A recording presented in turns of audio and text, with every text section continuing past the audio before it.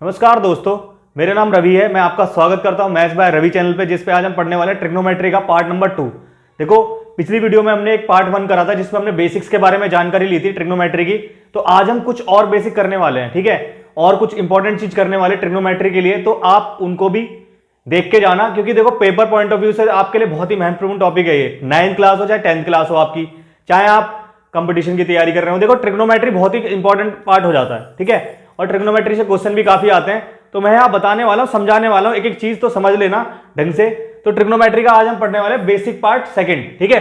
तो मैं हेडिंग डालता हूं ट्रिग्नोमेट्री, ट्रिग्नोमेट्री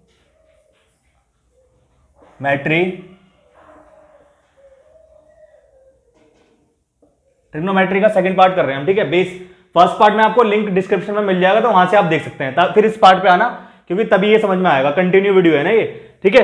तो अब यहां से आगे मैं बात करूं तो देखो, ट्रिग्नोमेट्री की कल मैंने एक बात बताई थी कि आप राइट एंगल ट्रायंगल की बात करते हैं। उसके अंदर हम किसकी बात करते हैं? राइट एंगल ट्रायंगल की।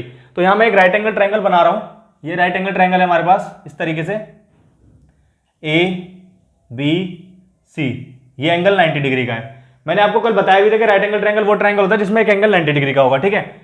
उसके बाद ये एंगल मैंने मान लिया थीटा है। ये अगर थीटा है और ये 90 है, तो ये एंगल कितना होगा? 90 माइनस थीटा। ये एंगल कितना होगा? 90 माइनस थीटा होगा। 180 में से माइनस करेंगे तो 90 माइनस थीटा आ जाएगा, ठीक है। अब यहां से अगर मैं साइन थीटा निकालता हूं, तो साइन थीटा मैंने आपको कल बताया भी था क्या होता है? परपेंडिकुलर बाय हाइपोटेन्यूज होता है। तो इस केस में देखो, थीटा के सामने वाली साइड क्या होती है? हमेशा परपेंडिकुलर होती है। तो परपेंडिकुलर क्या होगी इसमें? A B. थीटा के सामने वाली साइड कौन सी होती है? परपेंडिकुलर होती है। तो ए बी क्या है इसके अंदर? हमारे पास परपेंडिकुलर है। और हाइपोटेन्यूज कौन सा है इसमें? एसी। तो ए बी बाई एसी क्या हो जाएगा हमारे पास? साइन थीटा हो जाएगा, ठीक है। अब क्या कर रहे हैं हम यहां पर? अब हम एक चीज कर रहे हैं कि अब यहां इस साइड से देख रहे हैं। पहले हम इस साइड से ले रहे थे एंगल को, अब इस साइड ये वाला एंगल ले रहे हैं। तो अगर ये वाला एंगल ले रहे हैं तो इसके सामने वाली परपेंडिकुलर हो जाएगा, इसके सामने वाला परपेंडिकुलर हो जाएगा, ठीक है। तो इसके सामने वाला परपेंडिकुलर क्या है? बीसी, ठीक है। तो यहां लिखूंगा मैं sine 90 minus theta equal to sine 90 minus theta equal to BC by क्या लिखूंगा? ए सी, ठीक है। ये हो गया साइन 90 माइनस थीटा। अगर मुझे यहां से कॉस थीटा निकालना होता, सपोज करो अगर कॉस थीटा निकाल रहा होता मैं यहां पर, तो क्या आता? कॉस 90 माइनस थीटा बेस हो जाता हमारा क्या? A B. और ए सी हमारे पास क्या हो जाता? हाइपोटेन्यूज, ठीक है। जिस पे एंगल होता है वो क्या होता है? हमारा बेस। तो एंगल किस पे? ये वाला साइन 90 माइनस थीटा वाला एंगल ए बी पर है, तो ए बी हमारा क्या हो जाएगा? बेस हो जाएगा।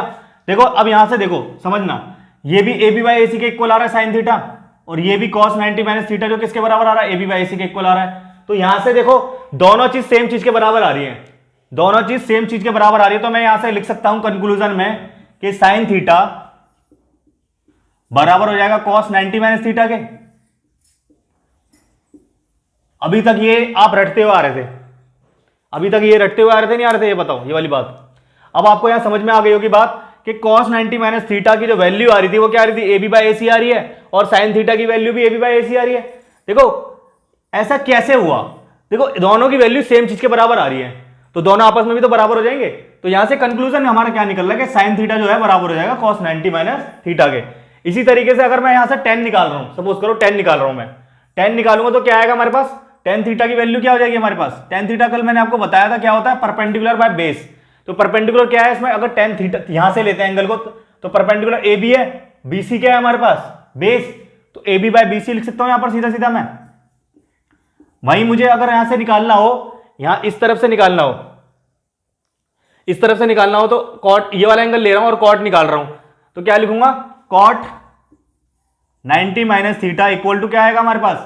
बेस ये होगा A B by base by perpendicular होता है। कॉट 90 कॉट जो थीटा होता है वो क्या होता है? बेस बाय परपेंडिकुलर, 10 का उल्टा होता है। तो बेस क्या है इसमें हमारे पास? A B by B C. तो देखो यहां से भी कंक्लूजन हमारा क्या निकल रहा है? दोनों सेम चीज के बराबर आ रहे हैं, दोनों सेम चीज के बराबर आ रहे हैं। तो देखो ये आपस में बराबर हो जाएंगे, कंक्लूजन यहां से ही निकल रहा है। तो tan थीटा की जो वैल्यू है वो किसके बराबर हो जाएगी? cot 90 माइनस थीटा के बराबर हो जाएगी। क्यों नहीं हो जाएगी? देखो दूसरा रिलेशन आ गया हमारे पास यहां पर, यहां से हमारा दूसरा रिलेशन आ चुका है। क्लियर हुई बात है आपको? अब इसी तरीके से कॉसेक और सेक निकाल रहे हैं हम। कौन सा बचा? सेक और कॉसेक। अगर मैं यहां से सेक थीटा निकालता तो मेरे पास क्या आता? सेक थीटा होता क्या है? हाइपोटेन्यूज बाय बेस, तो हाइपोटेन्यूज देखो सेक थीटा, थीटा का ये रहा, हाइपोटेन्यूज क्या है हमारे AC, और बेस क्या होगा BC, AC बाय BC। अगर यहीं से अब एंगल हमने चेंज कर दिया, एंगल कहां से लिया, यहां से लिया, तो अब लिख रहे हैं कॉसेक निकाल रहे हैं, क्या निकाल रहे हैं, कॉसेक 90 माइनस थीटा। तो कॉसेक जो होगा क्या होता है, वो हाइपोटेन्यूज बाय परपेंडिकुलर, तो इसका परपेंडिकुलर क्या है, ये वाला है, इसके सामने वाला साइड कौन सी होती है, परपेंडिकुलर होती है, क्योंकि मैंने यहां से लिया है ना, हाइपोटेन्यूज क्या AC बाय BC। तो अब देखो क्या होगा, यहां से कंक्लूजन हमारे पास क्या आ रहा है, सेक थीटा बराबर टू कॉसेक 90 माइनस थीटा। मैंने तीनों आइडेंटिटी आपको प्रूव करवा दी है, आई होप आपको ये समझ में आ गया होगा। इसकी एक बार क्या लेना है आपको, स्क्रीनशॉट लेना है, ठीक है, और इसको देखो, देखो बहुत अच्छी तरीके से मैंने बता दी तीनों। इस पे एक क्वेश्चन करते हैं, बहुत अच्छा क्वेश्चन है, कंसेप्ट मैंने बताया आपको, देखो मैंने आपको तीन चीजें बताई थी, ठीक है, वही फॉर्मूला ध्यान में रखने आपको, कौन कौन से, देखो साइन थीटा जो होता है हमारा होता है cos 90 minus theta, sec theta हमारा होता है कॉसेक 90 माइनस थीटा, वहीं अगर आप कॉट थीटा निकाल रहे हैं तो हो जाएगा tan 90 माइनस थीटा, ठीक है। तो ये मैंने आपको रिलेशन प्रूव करवाया अभी के अभी, तो ये रिलेशन आप देख लेना कैसे प्रूव हुए, कैसे आए ये, ठीक है, मैंने आपको बता दिया इसका कंसेप्ट। अब इसको अप्लाई करना है इन क्वेश्चनों में, ठीक है। देखो पहला क्वेश्चन क्या है इसमें, sine 25 degree sine 65 minus cos 25 cos 65। देखो क्या करना पड़ेगा इस क्वेश्चन में, जब भी ऐसा क्वेश्चन दिखे तो आपको एक ही चीज करनी है, क्या करना है आपको, इस साइन को बदलना है, ठीक है, इस साइन को बदलना है, किसमें 90 माइनस करके लिखना है इसे, दूसरा इसे भी लिखना है 90 माइनस, दोनों को 90 माइनस करके लिखना है, ठीक है, 90 माइनस करके लिखना है, ठीक है। तो कैसे करेंगे यहां पर, देखो करेंगे तो कैसे आएगा, जैसे अगर मैं इसे चेंज करना चाहूं, इसको दोनों में से दो टर्म दिख रही है यहां पर हमारे पास, सिंगल टर्म है, इसमें से एक को चेंज करना है आपको, या तो इसको चेंज कर लो या तो इसको चेंज कर लो, ठीक है, जिसको भी चेंज करना है, यहां चेंज करने के बाद जो हमारी वैल्यू आएगी वो 0 आ जाएगी। देखो कैसे होगा समझना, पहले मैं इस 25 को चेंज कर रहा हूं, ठीक है, साइन 25 को चेंज कर रहा हूं, तो साइन 25 को चेंज करने के लिए क्या करूंगा, साइन क्या लिख दूंगा यहाँ 90 माइनस 65 लिख दूंगा, ठीक है, इसे मैं लिख सकता हूं ना, ये 25 डिग्री है, साइन 25 कैसे आएगा, 90 में से कितना माइनस करेंगे, 65 माइनस करेंगे तभी तो 25 डिग्री आएगा, तो यहां पर आ गया साइन 65 आ गया यहां पर, फिर सीधा सीधा फिर इसे चेंज करेंगे तो आएगा कॉस 90 माइनस 65 और ये आएगा कॉस 65, ठीक है। देखो अभी मैंने आपको पढ़ाया था कि साइन 90 माइनस थीटा जो होता है वो क्या होता है, कॉस थीटा होता है, ठीक है।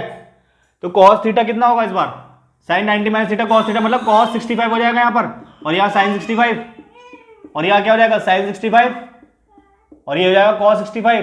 देखो साइन 65 कैसे आया, कॉस 90 माइनस थीटा क्या होता है हमारे पास, साइन थीटा होता है, और साइन 90 माइनस थीटा क्या होता है, कॉस थीटा होता है।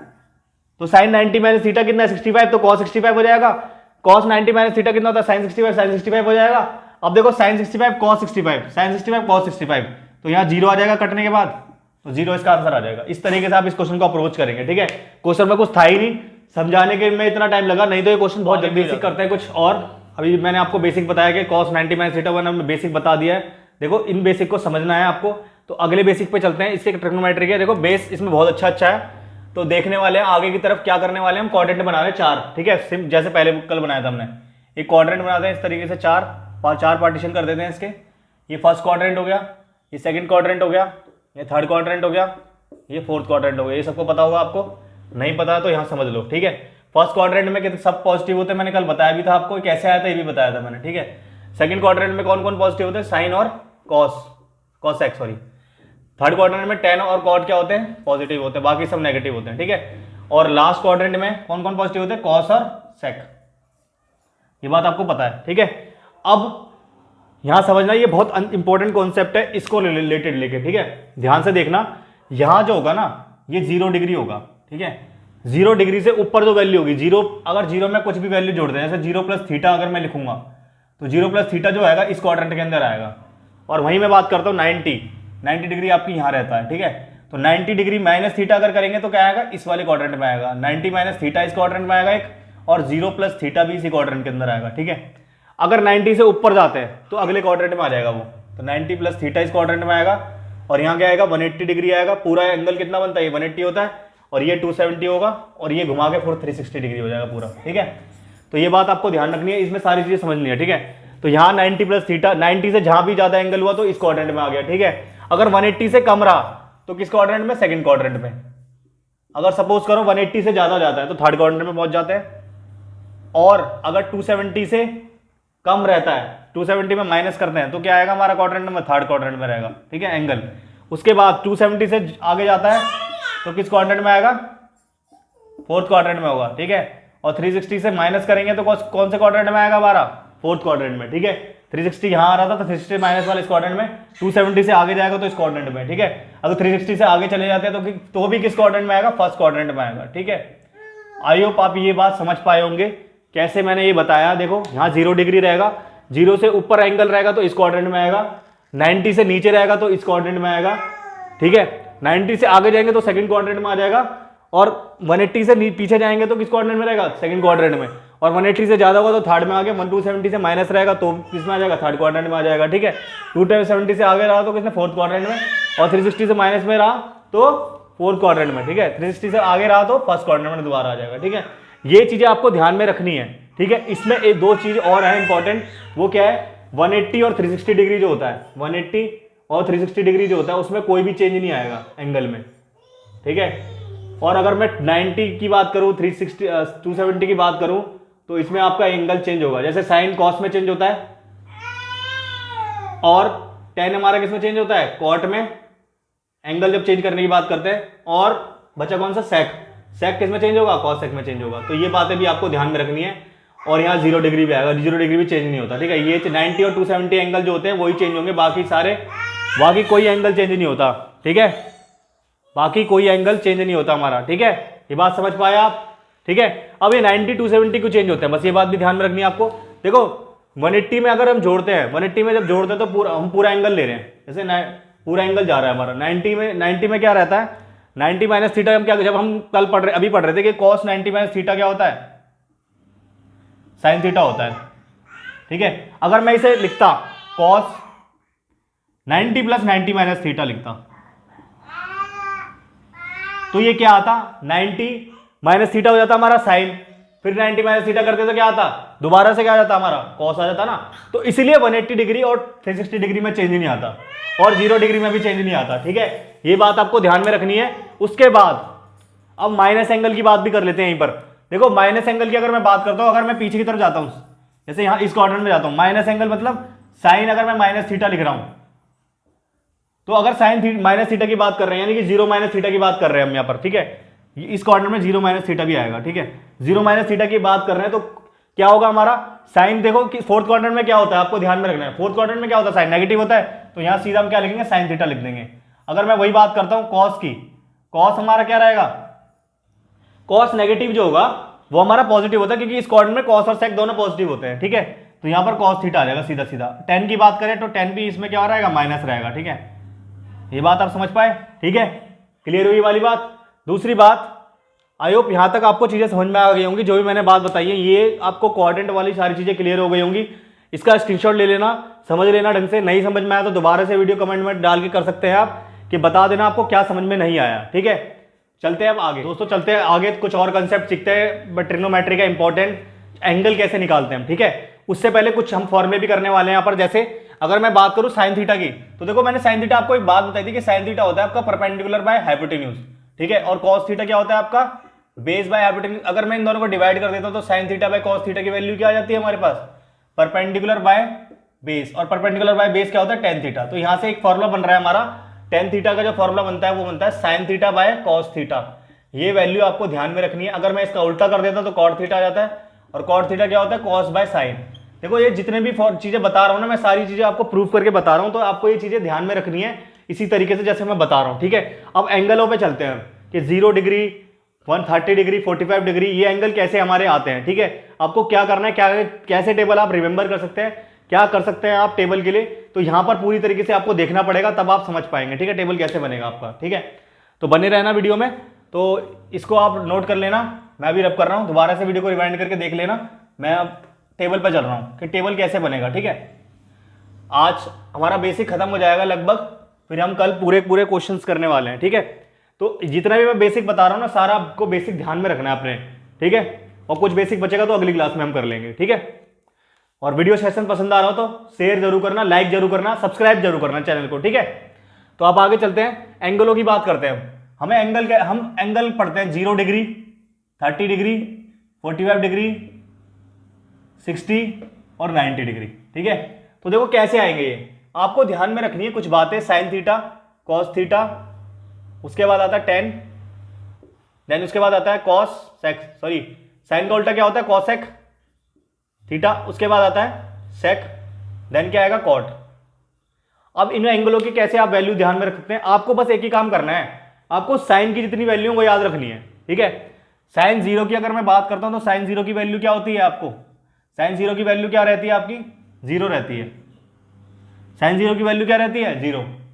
30 की 1/2, 1/√2 इसकी रहती है कितनी √3/2 और इसकी 1 रहती है। ठीक है, अब खाली बस आपको साइन की वैल्यू ध्यान रखनी है और बाकी चीजें आप सारी याद कर लेंगे। ठीक है, साइन 90 की वैल्यू 1 है तो उल्टा कर दो सबका, अब वहां से उल्टा कर दो, पूरा रिवर्स कर दो, यहां वैल्यू लिख दो किसकी कॉस की, तो यहाँ आएगा 1, उसका रिवर्स करके √3/2 आ जाएगा, यहाँ 1/√2 रहेगा और यहाँ 1/2 आ जाएगा और यहाँ 0 आ जाएगा। ठीक है, मतलब साइन का रिवर्स वैल्यू कर दी तो सारी हमारी कॉस की वैल्यू आ जाएगी। ठीक है, अब हमें किसकी निकालनी है, टेन की निकालनी है।